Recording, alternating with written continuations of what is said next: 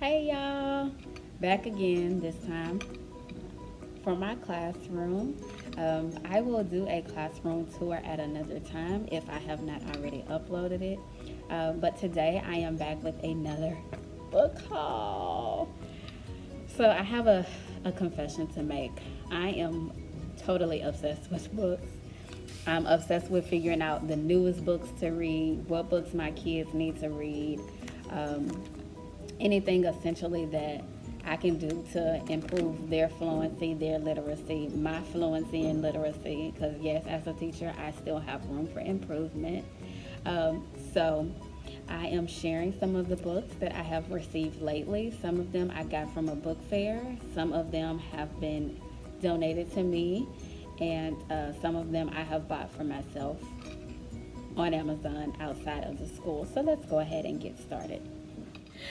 Alrighty, so the first book that I have is A Red Scarf Girl, which is a memoir of the Cultural Revolution. It is about a young lady that comes here from China. So it tells her story. One of the things that I'm really big on for my classroom is having books with diversity. So I don't want them, because 95% of my students are Hispanic, and then 5% are African American. So I don't want them to get stuck in the mindset of worrying about all of the things that happens to them. I want them to be able to see different perspectives outside of their own. So I have been getting a lot more books with diversity, such as The Red Scarf Girl, which I purchased on my own from Amazon. A book that I got from the book fair is The Devil's Arithmetic. This is a book that I have been wanting for such a long time. Next semester, we're going to be reading Night, which talks about the Holocaust. And being able to go into the land of Israel and dine with Jewish people and to get their perspective, and go to Yad Vashem, which is the Holocaust Memorial Museum that's in Israel, has really reignited the passion and the flame that I have for learning all about the Holocaust and getting the different perspectives. So The Devil's Arithmetic has been on my radar for quite a while. So I finally went ahead and got it as soon as I saw it at the book fair at the library. Now time to my Disney book.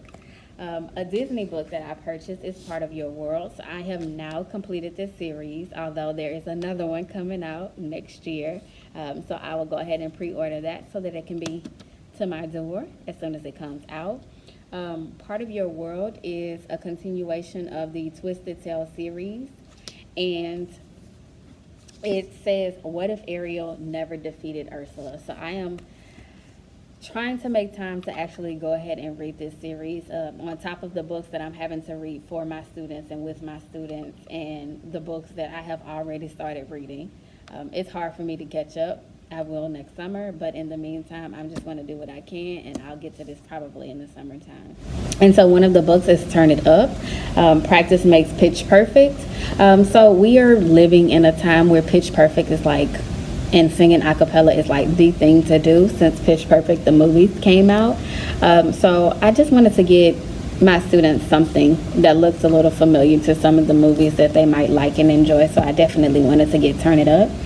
Another book that I wanted to get based on student requests and what my students like is Augie and Me.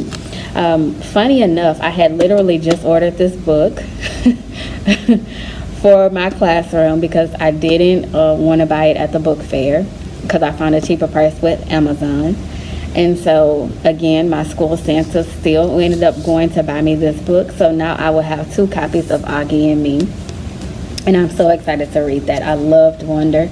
And it's pretty sad that I haven't read Augie and Me at this point. Some of my students are very disappointed in me, rightfully so. Another book that I got is Bob's Burgers, Well Done.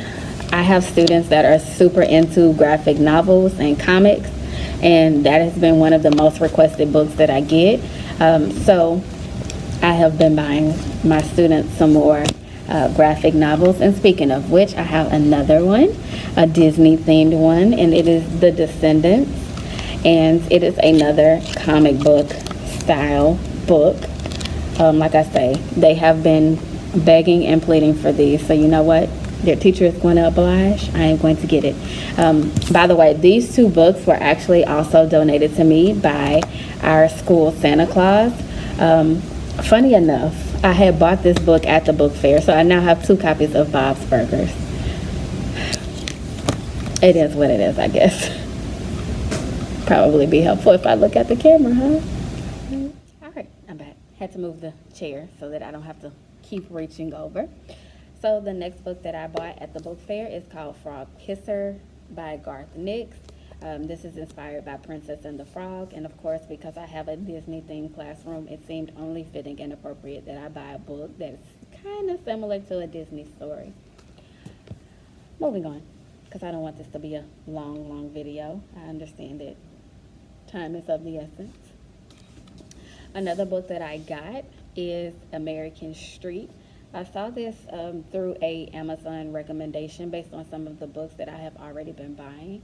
And this is a book, again, that is important to me because I need diverse books. I need books with characters that look like my students, with people of color, with people facing real life scenarios that's happening even in today. So I definitely wanted to get this book, and it looks like a really good book. And so I'm really excited to read it, and my kids haven't really seen it yet because I've been mixing my new books in with my old books, so I'm guessing they're assuming that these books are the same old books. So I'm gonna have to kind of like let them know we have, we moving on up there in the world, okay? We have new books. They should enjoy. Another book that I have been wanting to read that I bought maybe about a month or so ago, maybe 6 weeks, is Between Shades of Grey. They also offered this at the library book fair, but because I had already bought it from Amazon, and Amazon had a cheaper price for a hardcover book, I bought this book. Again, because I am so interested and intrigued by the Holocaust and learning more information and reading all about it and getting different perspectives, even if they are fictional. I definitely love getting books that relate to some of the topics that have gone down in history. And the benefit of me teaching ELA is that I can relate some of the things that we talked about in here to history, where the students are going to be learning about some of these different things, notably World War II. So it's important for me to get stuff that transcends a subject and something that they can read and learn about, and to continue to grow and develop their compassion and their sympathy and their empathy for other people. So I have Between Shades of Grey, another book that I am interested in reading. Okay, another book that I got is A Willow of the Wood. Again, this is another Amazon recommendation. I had no idea when I ordered it that this was a Disney published book. So I am even more so excited to read it. And it seems that, I can't remember, I have so many books coming in and out this classroom, I just can't remember all of what they're all about.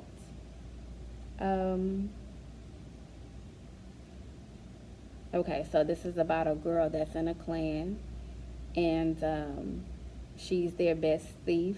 So she goes and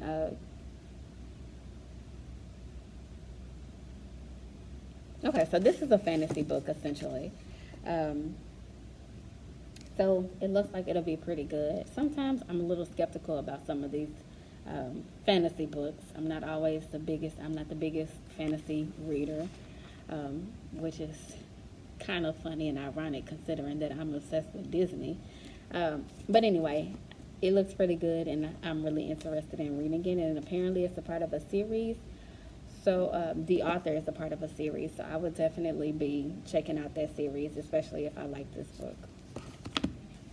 Another book that I have been dying to get, and I have been pressing pause on getting it because this book is, let me be clear, it's one of my more expensive books, and that is Children of Blood and Bone. I have been seeing this book everywhere. It first popped up on my Goodreads recommendations, and then I saw it in the Goodreads Books of the Year, and once I saw that it won, I was just like, you know what, I have to get it.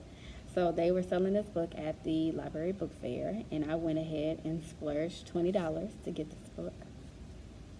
Yes.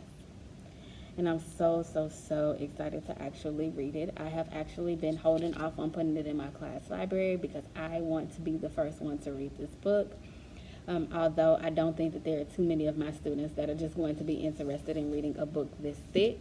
I do have a couple, and they haven't seen it yet, so they haven't asked me about it. But of course, if my kids see any book that they like, and whether I'm reading it or not, I'll typically just go ahead and give it to them because I don't want to stifle their desire to read something. So I have been hiding this one. It's actually been hiding in plain sight, but nobody has said much about it, so it is what it is. But I have definitely been dying to read Children of Blood and Bone. Another Holocaust book, Destined to Live. I got this as a recommendation from the librarian at the book fair. So I thought that it only seemed appropriate since, like I said, we're going to be reading about the Holocaust next semester in night. And I want to be able to give them other text that kind of aligns to what we are reading, just so they can get additional context or continue to build their interest. So I definitely wanted to go ahead and get this as well. Another book that I got is Bad Princess, and this is a nonfiction book. I actually bought this with the mindset that this was going to be a fiction book, telling the story of a princess, but they get to read some real life stories of real life princesses, so I think that should be pretty interesting, especially considering that I like to think that I'm a real life princess. In my mind, I am. Am I actually royal? No, that's okay. Another book that I got from the book fair, Strings Attached. It looks pretty interesting. This is one of the cases where I judge the book by its cover, so I'm not really interested in reading it. Maybe if a student recommends it, I'll read it, but other than that, it looked pretty good, and it wasn't too expensive, so I went ahead and bought it. Another book that I don't plan on reading, but my children will probably enjoy, and I realize that some people may get offended that I call my students my kids and my children, and I realize that I am not their biological parent, and nor do I want to compete with that role. I also realize that some of my students are not physically with their parents. They have other guardians, whether that be an aunt, a grandparent, or a family friends, or in foster care. So when I call my students my children and my kids, it is because while they're in my care, I treat them as if they are my own. Even in the climate that we're in, I believe that if something were to happen, my motherly instincts will kick in and I will protect those children as if they are my kids. So that is why I typically refer to them as my kids or my children. I realize that I am not their parent. I am actually not anyone's parent. I am a childless woman. But in the meantime, when they're interested in my care, I care for them as if they are my own. And that is why I refer to them as my own. Because I realize some people get picky. You don't call them kids, you don't call them children. I mean, they are children, but they're mine while they're in my care. Great. Another book that I don't plan on reading, but that I wanted to get is Don't Cosplay With My Heart. My kids are really into, I did it again.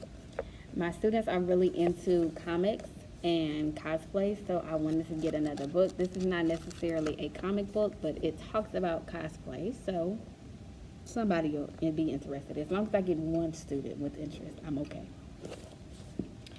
Another book that I wanted to get and that I got from the book fair is I Totally Funniest, a middle school story by James Patterson. First of all, James Patterson is one of my favorite authors. I don't read his middle school series. I don't read his student-centered books.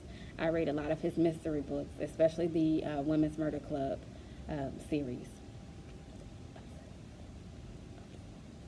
Anyway, so once I saw that he actually writes books tailored to middle schoolers, and I'm just like, I teach middle school, I had to get it. So I already have one of these books, I'm Middle School Funny, and so I definitely wanted to get another one as soon as I saw it. I think I ordered, or maybe I just put them on my wish list, but I put a couple of more from this series on my wish list, as well as another middle school series that he has, because I want also not only books with diversity, but I want books that relate to the age and the stage of life that they are in currently. So hopefully they enjoy it. Again, this is probably going to be a book that I do not read, but hey, as long as I got one, I'm okay. A book that I probably will read. Nightmare Before Christmas. Now, I am ashamed to say that I have not seen The Nightmare Before Christmas. I have it recorded on my DVR, and I have been meaning to watch it, but I mean, as I rapidly approach the last week for this semester, I am super busy, booked and busy. Okay.